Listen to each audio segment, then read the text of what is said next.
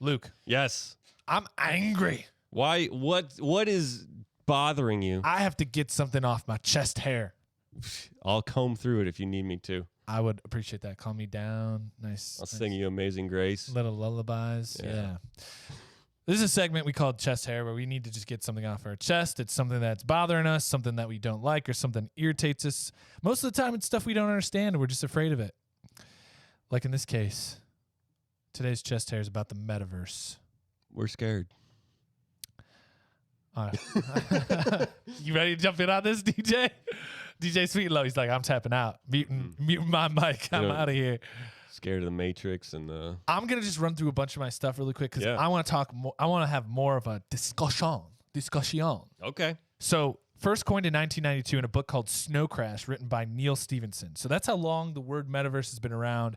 The concept of avatars has obviously been, I think, around since ancient Greek philosophy. But screw you, Neil. Screw you, Neil.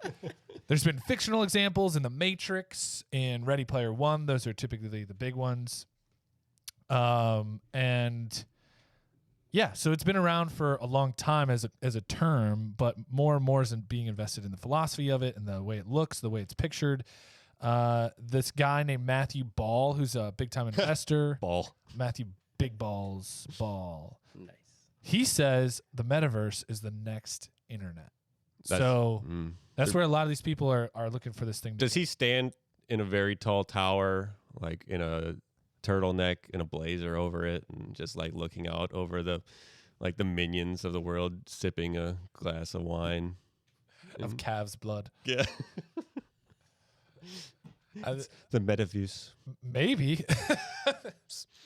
He just lives to say stuff like that. Yeah. If I had a ton of money, that's what I would do. Sir, someone's calling for an interview. Who is it? Cosmopolitan. All right, put it through. What is the metaverse? Well, yeah, tell us what it is. Lay it out. It's a combination of different technologies working to synthesize the real world or created worlds. I wrote that. Look at you. I did not Google that. I did not take that from anywhere else. I wrote that. Much better researcher than myself. A scholar, some say. Common pieces of this technological puzzle are motion capture technologies, ocular augmenting devices, ultra-high-speed web bands, and high-powered render engines. There's a lot of really cool tech. So there are cool parts of this, but it's like the end product, the culmination of all this really bugs me. There's also a huge emphasis on creation, whether it's avatar skins, world creation, digital products. So you're really just selling codes, you're selling visuals that are displayed on screens, or in this case, immersive AR technology. So yeah, that's kind of what it is. Jeez. When is the metaverse coming? This is an important question. Yeah. Because I've really been wondering about this. So 1992, it's 30 years later. Yeah. And now we have people kind of giving us more of a prediction of when somebody could be Ty Sheridan and jump into Steven Spielberg's Ready Player One. Yeah, hanging out with Snoop Dogg. Yeah. Zuckerberg, who to me is probably like the real guy in the turtleneck up in the towers drinking calves' blood. He predicts, get this, 5 to 10 years to mainstream adaptation. That's crazy to think about, isn't it? I maybe that's just I'm not that necessarily involved. Maybe I'm more involved than I think, but I don't know. I just don't wrap my head around that. I don't subscribe to that reality, I suppose. Yeah, well, that's a big thing. Kind of, I think when you grow up, like when did you grow up? What era did you grow up? What did you have? What technology were you exposed to? Obviously, this is a younger generational play with big money of older generations trying to get in early into a big new world. It's a .com kind of hoping. So I just wrote a couple things why I don't like this. Yeah. To me, it's a slippery slope to ignoring real world issues at macro and micro levels. And by that, I mean macro levels as in issues on our planet, global warming, war, conflict, economy issues, agricultural issues. Hey, decide in the metaverse. Hey, get in there and just make your voice heard, brother. And at the micro levels, just like personal health, personal hygiene, personal development, I have big concerns about the slippery slope this leads us down. I think it's just not the same kind of noble human kind of purpose that other people might have. Like, I'm a big admirer of Elon Musk. Mm-hmm. He wants to go to Mars and colonize Mars or the moon. And start a metaverse there. Probably. You just show up, you just get linked in. Here we are. No, but he wants to go physically. He wants to create new opportunities for humankind. And, like, it's going to take physical, exploration, physical trials for the humans. Yeah. And then last, but kind of not least, to me, this is the back door for AI interference in human life. So Robots are going to take over. that's my soapbox rebuttal. Hello. My name is Luke from the Velocity Cast podcast, and I think that we need to stop these damn robots from taking over the future. That is a scary thought, though, to think of the robots. I mean, I guess we have all these movies. Is there any movie that's like robots are in control of everything and they're actually like cool, or is every movie plot robots are assholes in the end of it? Wall-E. Oh, I guess that's true. Yeah, the humans were the real. Well, no, I guess it's robots were in 50-50. control, yeah. Yeah, 50-50 on that one. So there's a really cool book called Sea of Dust by C. Robert Cargill, who is also the author of a few of, he wrote Doctor Strange, Sinister, I think things like that. Let me see that really quick because I don't want to get that wrong. Anyway, he wrote this book called Sea of Dust, which is about in the future. It's from the perspective of a robot who lives in a future where humans don't exist anymore. But the robot's in America, and it's just robot versus robot. And the interesting thing is robots are there's two different types of robots. Ones who have plugged into the AI and essentially given their conscious over to the mass. And so they plug into the AI, and the AI gives them new parts and materials, but their conscience is downloaded and put into like deep free storage. So they like lose an identity.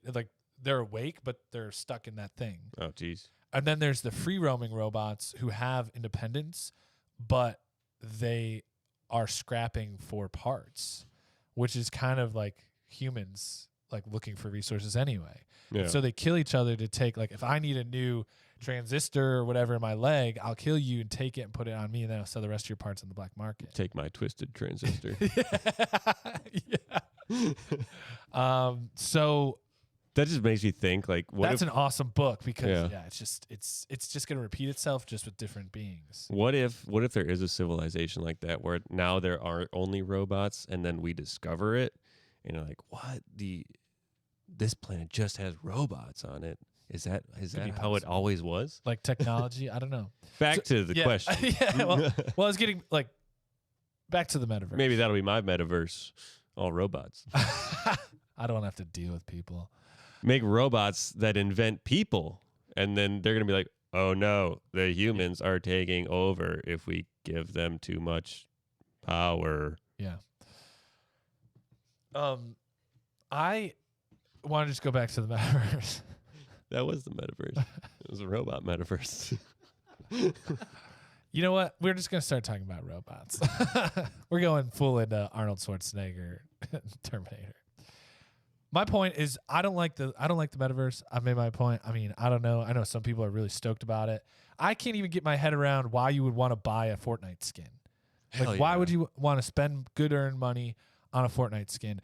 I'm okay with buying like a battle pass and then earning your way through a bunch of stuff. Yeah, fine. That's a whatever. But going and just downright purchasing a skin, for me, I couldn't do it. it depends. You're supporting the developer, especially with a free game. Like at that point, it's like, oh, okay, I'll give you guys whatever $5, and then now I look different in the game as I guess identifier. That's fine. It's just funny. That's the way I see it. But like Call of Duty, like that's not the same. Like you're supporting a massive studio, one of the biggest conglomerates in the business. Bunch of a-holes. But yeah, free games, I'll do that. Paid games, not so much.